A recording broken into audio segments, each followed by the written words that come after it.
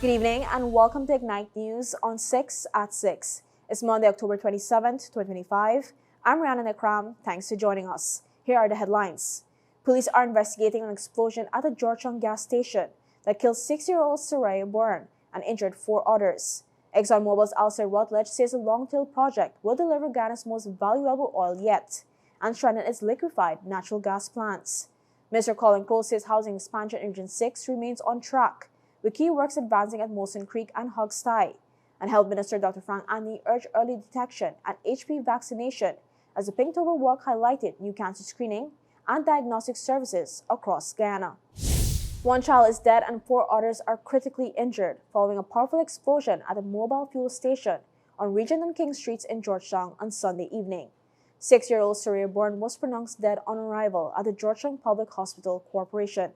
3 others with minor injuries have been treated and discharged. 4 remain admitted, 2 children in critical but stable condition after emergency surgeries, and 2 adult females with multiple injuries, 1 with a fractured leg. Specialists across surgery, neurosurgery, orthopedics, ENT, and maxillofacial care were immediately mobilized. The Ghana Police Force has launched a full investigation. Preliminary reports indicated a male, believed to be a Spanish-speaking foreign national, was seen with 2 black plastic bags at the station. He attempted to dispose of them in a garbage bin but was stopped by an attendant before walking south along King Street. Moments later, a blast occurred near bottled cooking gas, damaging the station, nearby vehicles, and surrounding buildings.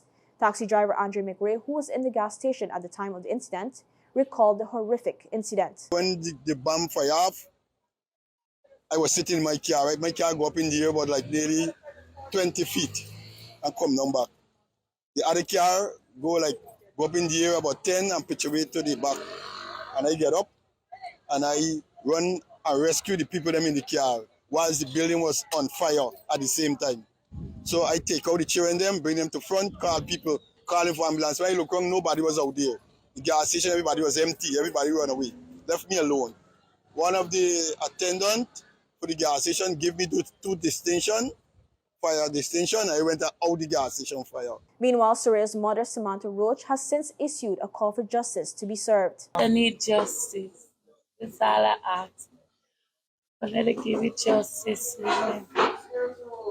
That is only 6. With some now she would be 7. She all excited for she boarding. Oh. My head up to nothing. Investigators collected fragments of black plastic bags and adhesive tape for forensic analysis. CCTV footage has led police to issue a wanted bulletin for a suspect in connection with the incident, wanted for terrorism. President Ivan Ali has ordered a full-scale investigation, while ministers have visited the bereaved family. An advanced forensic team, including Indian experts, has been deployed to assist the probe. Works on the first phase of the $4.5 billion International Periodic Report are moving steadily and will intensify in the coming weeks, according to Public Works Minister Bishop Juan Edgil. The new port is designed to handle cruise liners, cargo ships, and luxury travel, expanding Ghana's export capacity and strengthening regional trade. Mr. Edgil, joined by Transport and Harbours Department General Manager Yolanda Hughes and project engineers, expected the site and emphasized that once sections of the wharf close, construction must continue without interruption. The first phase includes major land reclamation and infrastructure works by Geico Construction, Tusi Prasad Limited, and ANS General Contractors. Stakeholder consultations with farmers, both operators and businesses, are ongoing. Phase 1 is expected to be completed within 18 months, paving the way for Phase 2, featuring a yacht, marina, restaurants, and entertainment spaces along the waterfront. Liquefied natural gas remains under active discussion for Ghana's gas monetization efforts. President and General Manager of ExxonMobil Ghana Limited, Alistair Rutledge, has clarified. Speaking on a recent edition of the Starting Point podcast, Rutledge also explained that the long-term development, Exxon's 8th offshore project, contains Ghana's most premium oil to date. We've been looking at all these potential uses of the nation's gas resource. And when you look at the economic benefit, it's clear that by using the gas to stimulate domestic industries, it offers the country higher value. So that is why we've prioritized that as our area of focus. It isn't to say that we've taken export of gas, whether pipeline or LNG, off the table. It just means that we're moving our focus to where we think would deliver the highest value to the country. He explained that unlike the first 7 projects producing black crude, Longtail will yield condensate, a lighter, more valuable hydrocarbon that sells at a higher market price.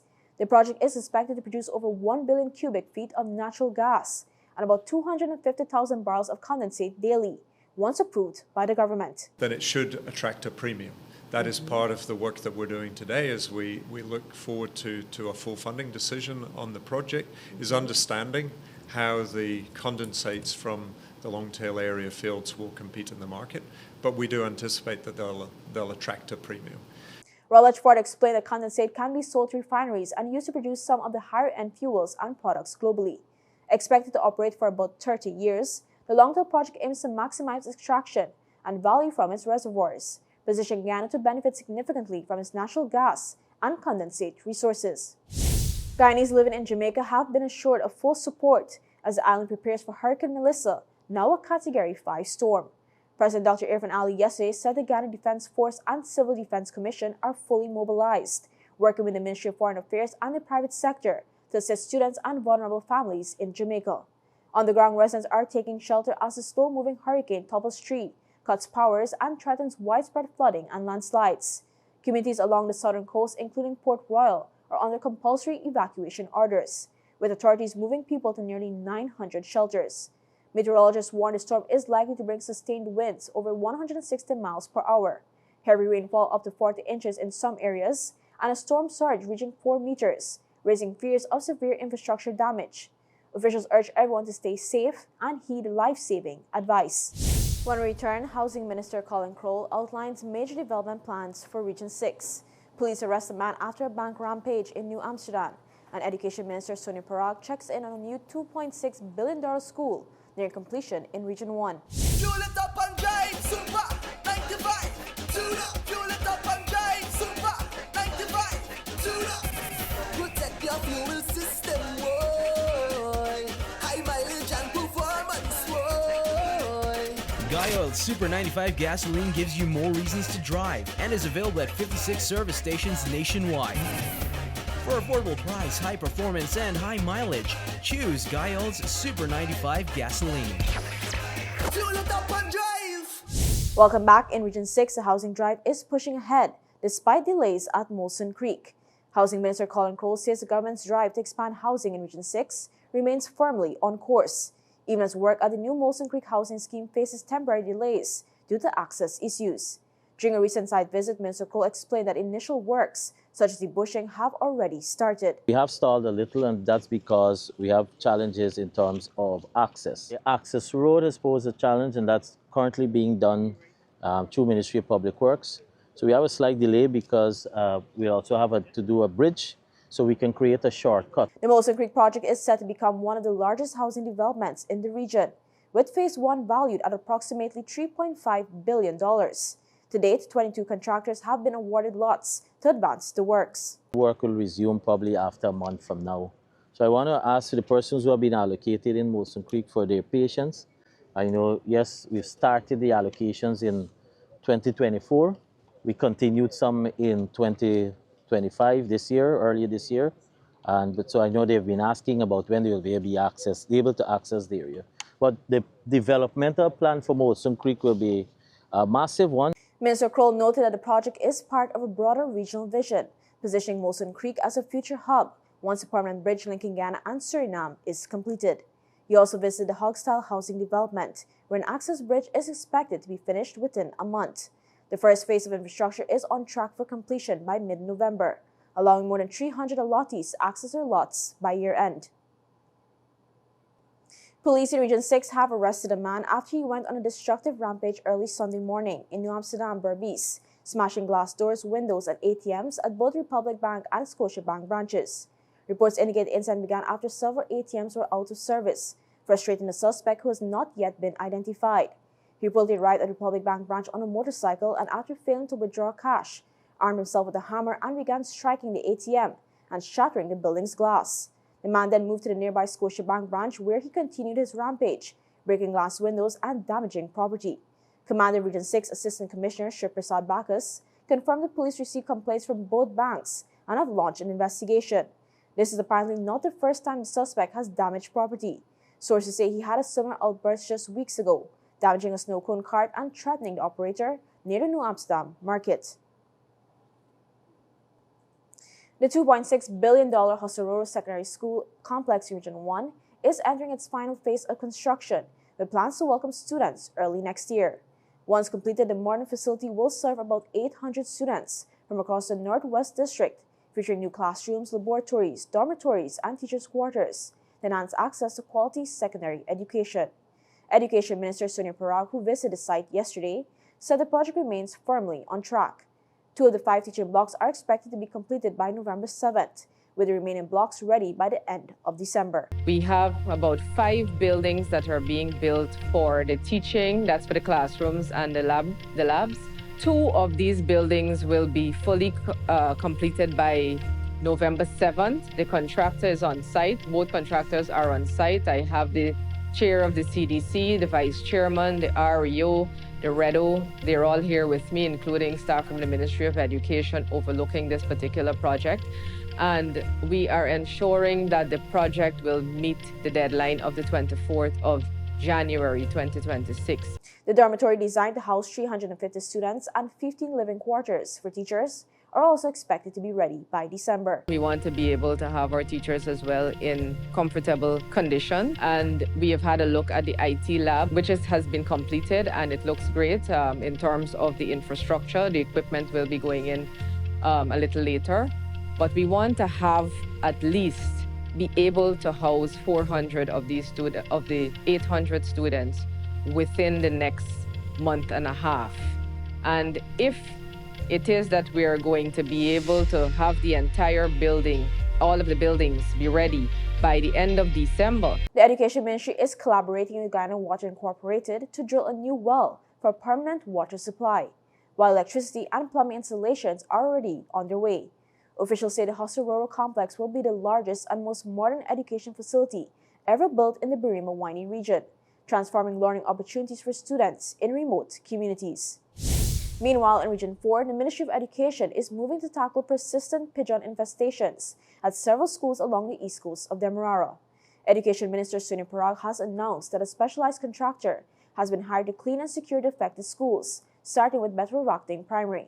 The school will be pressure washed, fitted with a galvanized mesh, and treated with a special gel to keep the birds away. We have engaged a contractor who specializes in this particular infestation. And I had the opportunity to engage with him. And what we're doing right now is that we're taking certain steps to ensure that we power wash the entire school, whether it be the ground, the outer area, the outer classrooms, as well as the corridors. We are making sure that we have a specified pigeon meshing that will be placed on various areas where the pigeons have been landing.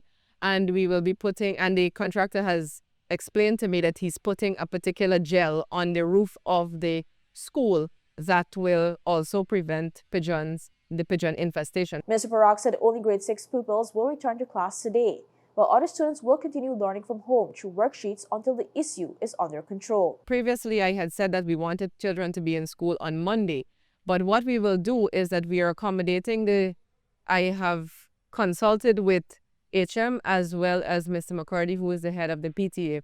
And we have determined that the grade 6 students can be back in school on Monday. And for those grades that will not be able to come into school on Monday, we will be distributing the worksheets to every one of those students for them to be able to still continue the learning process. We don't want that to stop. We don't want that to be disrupted.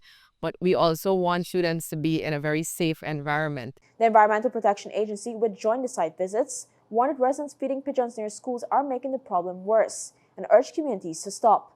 Minister Parag also toured the Annandale and Golden Grove secondary schools. Note that the upcoming Christmas break will be used to deep clean and repair all affected buildings. She assured that while the problem won't disappear overnight, a long-term plan is in place to keep classrooms clean, safe, and bird-free. When we come back, new screening tools highlighted at Pinktober Walk. Minister Stephen Jacobs launches Ghana's first Caribbean training camp, and West Indies defeats Bangladesh in first T20 International in Chattogram. Your business is built on hard work, vision, and the drive to succeed. At GBTI, we understand what it takes to grow. That's why we offer Grow, a small business service designed to help your business expand, adapt, and reach its full potential. From new opportunities to new milestones, we're here to support you every step of the way. Grow from GBTI. Progress starts here. You're watching Night News on 6 at 6. Thanks for staying with us. Health officials highlight early detection at the Pinktober Walk. The annual Pinktober Walk wrapped up yesterday with a strong focus on early detection, HPV vaccination, and new diagnostic tools available across Guyana, as health officials encourage citizens to take preventative action against cancer. Participants gathered at Georgetown Scouts Association ground, wearing pink to show solidarity with those affected by cancer. The event highlighted expanded mammography services nationwide, a new lab for precise breast cancer diagnosis at Georgetown Public Hospital, and free HPV vaccination for children aged 9 to 15.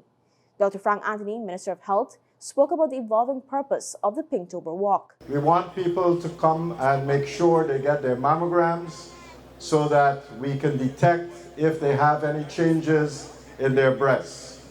And that's very important because if we detect early, then we are able to prevent complications of these diseases and we'll be able to save lives. He also highlighted the new diagnostic and preventative tools, which are now able to differentiate between the different types of breast cancer. That lab is now located at the Georgetown Public Hospital because the different types require different treatments. And that is why this is so important. But we now have the capability of doing this right now at the Georgetown Public Hospital. Apart from this, and I want you to understand that some of the cancers that affect women in Guyana are quite preventable. One such cancer is cervical cancer. And you can prevent the cancer because it's caused by a virus. And if you take a vaccine, it can prevent that cancer from happening. The Pinktober Walk reaffirmed the importance of preventative care, early detection, and vaccination, with nationwide mammography services, HPV vaccination for children, and the support of organizations like the Guyana Cancer Society. Health officials emphasize that taking proactive steps can save lives. In sports, Guyana has taken a major step forward in athletics development. Minister within the Ministry of Culture, Youth and Sports, Stephen Jacobs, on Saturday officially launched Athletics Association of Guyana's 2026 CRIFTA training camp at the National Rocket Center. It's the first camp of its kind aimed at sharpening the skills of young athletes preparing for the 2026 CRIFTA Games. Athletic Association President Amanda Hermanstein says the camp represents a turning point for local track and field, while Minister Jacobs reaffirmed the government's strong commitment to youth and sports development. He also urged athletes to balance training excellence with academic discipline. The camp features expert coaching across multiple disciplines, with sessions focused on technique, fitness, and mental readiness, ensuring Guyana's athletes are well equipped to compete among the Caribbean's best. West Indies defeated Bangladesh by 16 runs in the first T20 International in Chattogram, with a late surge led by captain Shea Hope and Rovman Powell. After a slow start, West Indies posted 165 with 3, with Hope unbeaten on 46 of 28 balls, and Powell playing his 100 T20 International, scoring 44 not out of 28. Their unbroken 83-run partnership in the final overs, including 51 runs in the last 3, secured the win. Bangladesh, meanwhile, began well with the ball as Asum Ahmed bowled economically, and Taskin Ahmed took 2 for 36, dismissing Brandon King and Sherwin Rutherford. However, the hosts faltered early in their chase, collapsing to 42 for 4 in the power play. Jason Holder and Jaden Seals, with support from Akil Hussain, led the attack. A brief 7th-wicket stand of 40 by Tazim Hassan and Asum Ahmed ended after Holder struck, and Bangladesh were rolled out for 149. West Indies now lead the series 1-0. Still ahead, Caribbean leaders say they are willing to mediate rising tensions between the U.S. and Venezuela. U.S. air travel faces widespread delays amid a federal shutdown, and China pushes for free trade at the ASEAN summit.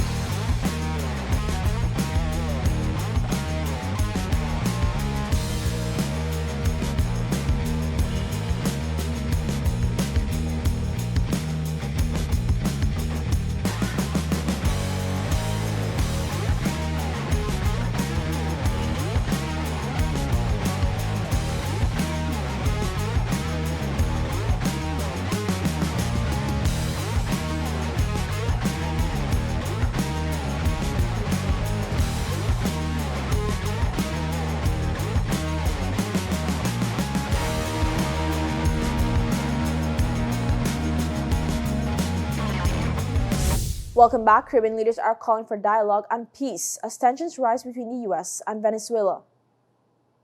At least two heads of state are stepping forward to mediate rising tensions in the region, calling for dialogue and peace as U.S. military activity near Venezuela increases.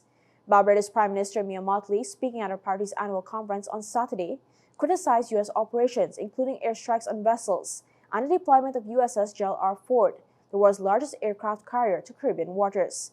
Described the situation as extremely dangerous and untenable, and urged stations to reject extrajudicial killings and unilateral military actions, stressing that disputes must be resolved through dialogue and the United Nations. The violent actions that this buildup has led to needs to be the subject of dialogue. And I have said before, almost every war in the world in history has been ended by dialogue. So let us have dialogue to stop the war rather than to prevent the war from starting rather than to stop it when it has started. On Sunday, Dominica's Prime Minister Roosevelt Skerritt reinforced Mottley's message, saying Dominica, Barbados, and the wider Caribbean are offering to mediate between the U.S. and Venezuela. He highlighted the importance of leadership and diplomacy to prevent war, urging regional states to speak up so reason and dialogue prevail. We in Barbados and Dominica, and indeed the wider Caribbean, offer ourselves as intermediators so that we can bring the two forces together. And let us understand that there can be common sense and agreement and disagreement. But we have to ensure that we do not have a situation of our region descending into turmoil. These statements echo the call made by former CARICOM leaders who are urging the region to avoid foreign military escalation that could spark conflict. In international news, air travel chaos is deepening across the United States, with more than 1,600 flights delayed today and over 8,600 yesterday as the federal government shutdown stretches into its 27th day. The Federal Aviation Administration says staff shortages among air traffic controllers are disrupting flights across the Southeast and at Newark Airport, while Los Angeles International faced ground delays averaging 25 minutes. Southwest Airlines saw the biggest hit with nearly half its flights delayed on Sunday. American Airlines had around 1,200 delays, United nearly 740, and Delta more than 600. U.S. Department of Transportation says 44% of Sunday's delays were caused by controller absences, a sharp increase from the usual 5%. Roughly 30,000 controllers and 50,000 TSA officers are working without pay and are set to miss their first full paycheck on Tuesday. The mounting frustration is intensifying pressure on lawmakers to end the budget impasse and restore stability to the nation's airways. China is calling for stronger economic ties and open trade across Asia, pushing back against steep U.S. tariffs dominating this week's regional summit in Malaysia. At the ASEAN Plus 3 meeting, Chinese Premier Li Qiang urged leaders to defend free trade, reject protectionism, and deepen regional cooperation. He said the region must safeguard peace and stability and advance economic integration. The call comes after U.S. President Donald Trump announced new trade deals and threatened more tariffs during his 6-hour stop in Kuala Lumpur. Canada's Prime Minister Mark Carney said he's open to meeting both Trump and China's Xi Jinping these trade tensions, though Trump told reporters he's not meeting with Carney for a while. Meanwhile, the China-led Regional Comprehensive Economic Partnership, which represents about 30% of global GDP, met for the first time in 5 years, pledging faster expansion to offset U.S. trade pressure. European and Japanese officials also voiced concerns over China's export limits on rare earth materials key to global tech manufacturing. And that's all for this edition of Ignite News on 6 at 6. For more stories, visit ignitenews.com or follow us on social media. Thanks for watching. I'm Rihanna Nikram. See you tomorrow for more Ignite News.